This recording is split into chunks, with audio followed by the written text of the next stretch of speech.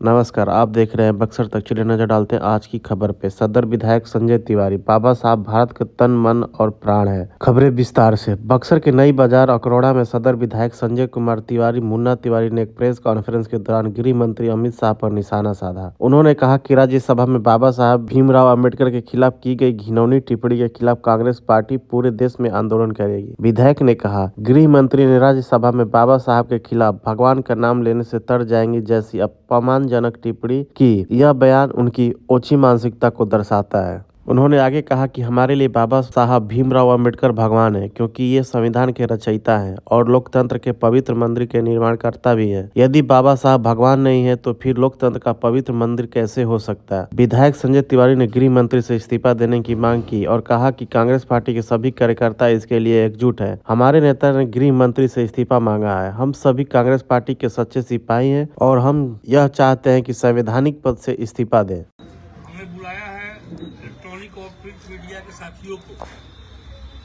तो बाबा साहब के बारे में पिछले दिनों सदन के राज्यसभा में देश के गृह मंत्री ने जो बयान आपत्तिजनक टिप्पणी बाबा साहब पर की है, उसके खिलाफ कांग्रेस पार्टी पूरे देश में ये आंदोलन कराने का कार्यक्रम रखा है। जिस तरीके से बाबा साहब का अपमान राज्यसभा में उन पर तथाकथित टिप्पणी करके कि भगवान का नाम लेने से लोग डर जाएंगे, जैसे बयान को देकर अपनी ओछी मानसिकता को दर्शाने का काम किया है। और हम सभी ये जानते हैं कि लोकतंत्र में जो सर्वोच्च पंचायत है वो लोकतंत्र का मंदिर है, पवित्र मंदिर है, और उसके रचयिता हमारे संविधान के रचयिता हमारे बाबा साहब भीमराव अम्बेडकर। तो हमारे लिए वो भगवान है, और वो भगवान नहीं है तो फिर लोकतंत्र का वो पवित्र मंदिर जिसको हम मंदिर के रूप में जानते हैं वो मंदिर कैसे? तो निश्चित रूप से बाबा साहब भीमराव अम्बेडकर दलितों के, शोषितों के, वंचितों के, किसानों के, निचले जो तबके थे, जो किसी भी जात, धर्म, मजहब से आते हो, उन सबके हितैषी थे बाबा साहब। और हमारे नेता ने उनसे गृह मंत्री को का इस्तीफा मांगा है। हम सभी कांग्रेस के सिपाही हैं, उनको वास्तव रूप में अपने संवैधानिक पद से इस्तीफा दे देना चाहिए था। और मैं बता देना चाहता हूं कि हम सभी कांग्रेस के सच्चे सिपाही हैं।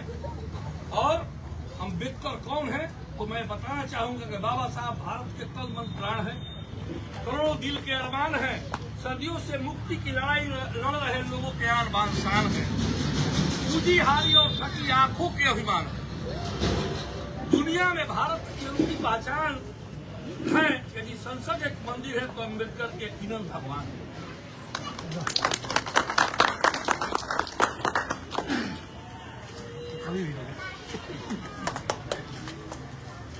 किस तरीके से अंग्रेजों ने फूट डालो और शासन करने की नीति देश में अपनाई थी, उसी तरह से गुजरात के दो गुजराती जो अपने प्रधानमंत्री और माननीय गृह मंत्री जी हैं, उसी तरह से देश में लोगों को गुमराह करके भटकाने का काम कर रहे हैं।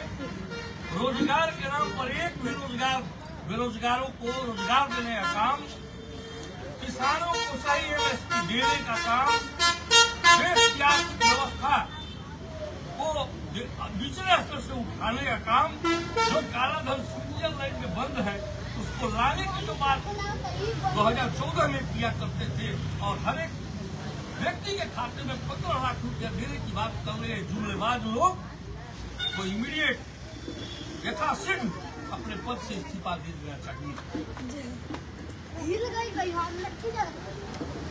मैं जानना चाहता हूँ इन तथाकथित भाजपाइयों से जो पटेल, नेहरू, गांधी को देश का रोड़ा बकाने का काम किया, अब सदन में बाबा साहब के नाम पर भी राजनीति करने से बाज नहीं आ रहे हैं।